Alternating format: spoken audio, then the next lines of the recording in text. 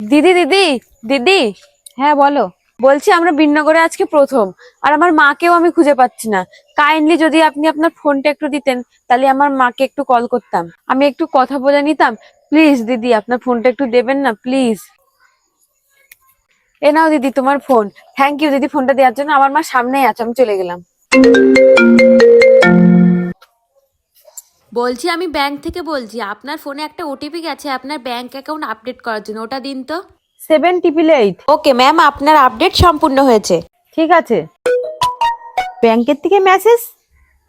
ইমা 10,000 টাকা কেটে নিল। ইমা 20,000 টাকা কেটে নিল। ইমা যা, ব্যাংক নীল হয়ে গেল পুরো। ওই মানুষটার কাছে যখনই একটা মেসেজ ঢুকলো আর মহিলাটি ওটিপিটা বললো, সাথে সাথে তার ব্যাংক অ্যাকাউন্টটা খালি হয়ে গেল। তাহলে এক্ষুনি আপনারা সতর্ক হয়ে যান আর অচেনা মানুষ থেকে দূরে থাকুন। আর এই ভিডিওটি আপনার প্রিয় মানুষদের কাছে শেয়ার করে দিন, যাতে তারাও এই স্ক্যাম সম্বন্ধে জানতে পারে।